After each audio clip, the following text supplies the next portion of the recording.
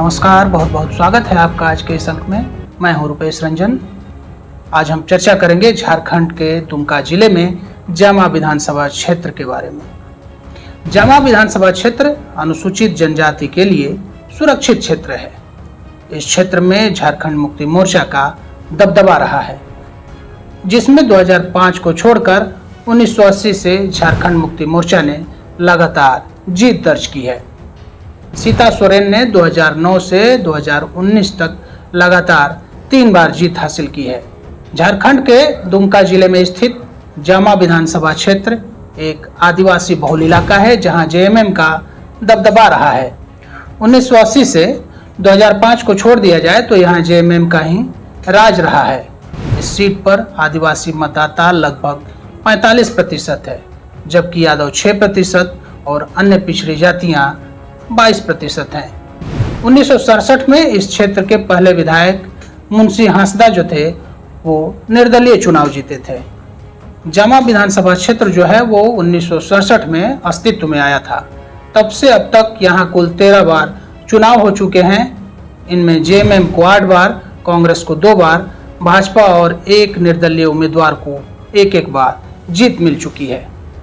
1967 में मुंशी हांसदा ने निर्दलीय प्रत्याशी के रूप में जीत दर्ज की थी।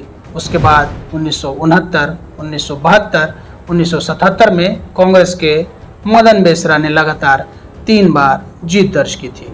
1980 में जेएमएम के देवन सोरेन ने जीत दर्ज कर पार्टी का खाता खोला और यहां जेएमएम का दबदबा कायम हो गया।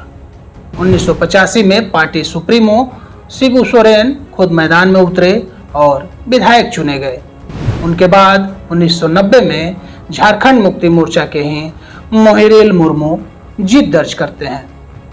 1995 और 2000 में शिबू सोरेन के बेटे दुर्गा सोरेन ने जीत हासिल की, लेकिन 2005 में भाजपा के सुनील सोरेन ने दुर्गा सोरेन को हराकर जेएमएम के विजय रथ को रोक दिया और पहली बार इस क्षेत्र में भगवा झंडा फहराया। 2005 में झारखंड मुक्ति मोर्चा छोड़कर भाजपा में शामिल हुए सुनील सोरेन शिबू सोरेन के बड़े पुत्र दुर्गा सोरेन अब दिवंगत हो चुके हैं। उनको हराकर पहली बार इस क्षेत्र में भगवा ध्वज फहराकर राजनीतिक पंडितों को भी उन्होंने चौंका दिया था।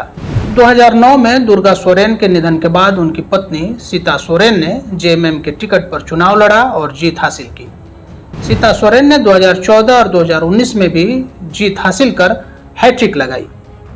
हालांकि जेएमएम के विधायक बदले जाते रहे, इसमें सबसे अधिक जेएमएम के टिकट पर शिबू सोरेन की बड़ी पुत्रवधू सीता सोरेन 2009 से 19 तक लगातार 3 बार जीत दर्ज कर हैट्रिक लगा चुकी हैं। लोकसभा चुनाव 2024 से ठीक पहले जेएमएम सुप्रीमो शिबू सोरेन की बहू सीता सोरेन पार्टी छोड़ने का ऐलान कर देती हैं। विधानसभा सदस्यता से त्याग पत्र देने के बाद सीता सोरेन ने बीजेपी टिकट पर लोकसभा का चुनाव लड़ा। इस चुनाव में सीता सोरेन भले ही कुछ वोटों के अंतर से हार गईं, लेकिन जामा विधानसभा क्षेत्र में सीता सोरेन ने बीजेपी को बढ़त दिलाने में सफलता हासिल की।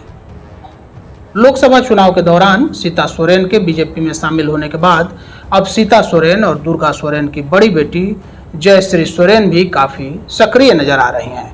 जयश्री सोरेन लगातार जामा विधानसभा क्षेत्र के विभिन्न गांवों में जनसंपर्क का अभियान चला रही हैं। ऐसे में इस बात की संभावना जताई जा रही है कि विधानसभा चुनाव 2024 में सीता सोरेन की जगह जयश्री सोरेन ही उम्मीदवार होंगी।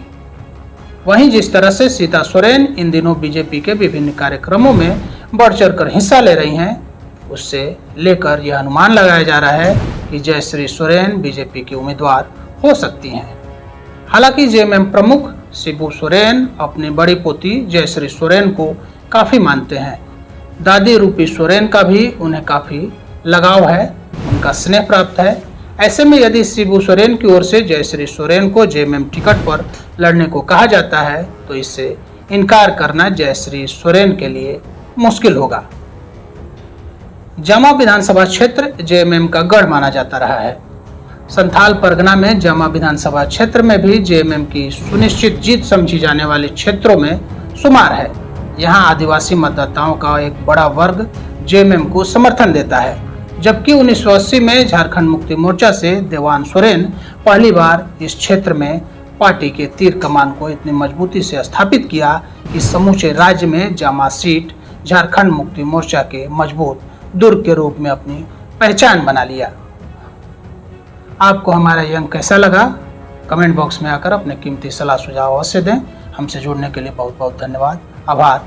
नमस्कार।